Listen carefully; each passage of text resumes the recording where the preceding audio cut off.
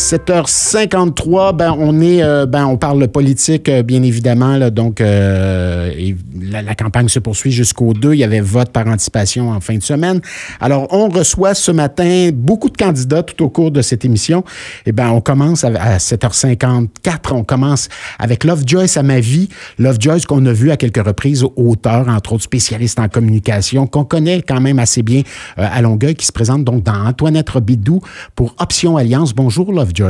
Bonjour Charles, et merci de m'inviter à De Bonne Heure le matin. C'est pas trop de bonheur pour vous? Si, c'est de bonheur quand même un peu.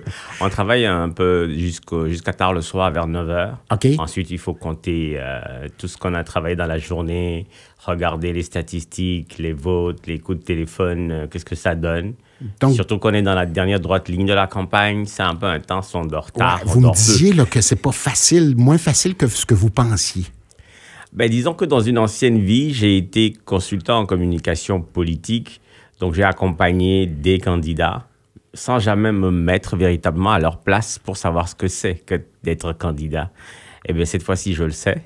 Pourquoi vous présentez aux élections municipales?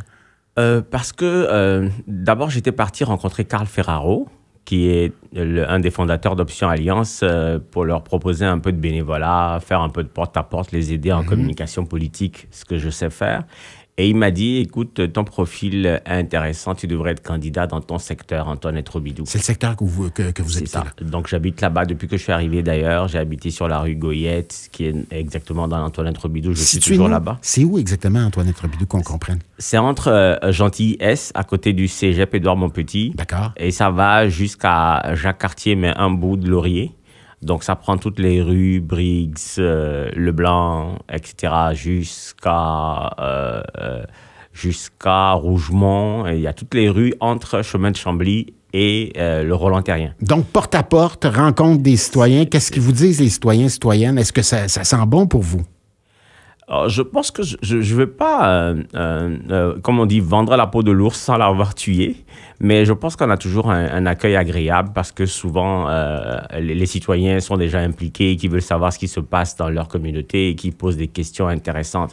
Donc, souvent, quand on toque à la porte, les gens ouvrent et puis disent « Ah, je suis candidat pour les élections municipales. Ouais. » Ils veulent savoir qui on est. Ils veulent savoir ce qu'on propose aussi. Est-ce qu'on est dans le parti au pouvoir ou dans un autre parti, ainsi de suite. Ouais. Donc, parti Option Alliance, on a reçu plusieurs candidats au cours des derniers jours. Ce que je comprends, c'est que c'est des ressources en commun, mais qu'il n'y a pas de ligne de parti comme telle. C'est comme si vous étiez indépendant sans l'être. Exactement. Okay. Indépendant parce que la démarche d'Option Alliance, c'est d'arriver à avoir un groupe d'élus qui travaillent pour leur district tout en mutualisant les ressources. Ce qui veut dire qu'il n'y a personne qui va nous dire, écoute, il faut voter comme ceci, même si c'est contre la volonté de nos citoyens et de nos citoyennes. Ce qui veut dire qu'on est absolument autonome dans ce qu'on veut mettre en place pour nos districts. Alors, Lovejoyce à ma vie, on vous dit quoi? Les citoyens vous disent quoi? C'est quoi qui les préoccupe le plus? Essentiellement, les citoyens me parlent d'avoir une opposition à la ville. Parce qu'ils veulent avoir plus de représentation, ils veulent que le débat soit plus riche et plus divers. Et donc, c'est important. Et je pense que la preuve qu'on a, ce sont les candidatures indépendantes, qu'il y a beaucoup plus cette année que pendant les élections de 2021, où on avait 4 gros candidats à la mairie. Aujourd'hui, il y a beaucoup d'indépendants, ce qui prouve qu'il y a une dynamique citoyenne de gens indépendants qui veulent apporter leur opinion au conseil de ville pour enrichir le débat. Les citoyens me parlent beaucoup de ça. Effectivement, il y a quelques questions sur les infrastructures et tout ça, mais tout le monde comprend que déjà, il y a une situation économique qui est assez délicate. On parle d'une dette de la ville qui est en train d'augmenter. Donc, voilà. Ce que moi, je dis aux citoyens, c'est que c'est la première fois que je me présente comme candidat. Ce que je mets sur la table, c'est ma volonté et ma disponibilité pour travailler pour eux. Je ne suis pas en mesure de faire des grosses promesses pour revenir 4 ans plus tard pour dire « Ah, finalement, ça n'a pas fonctionné ».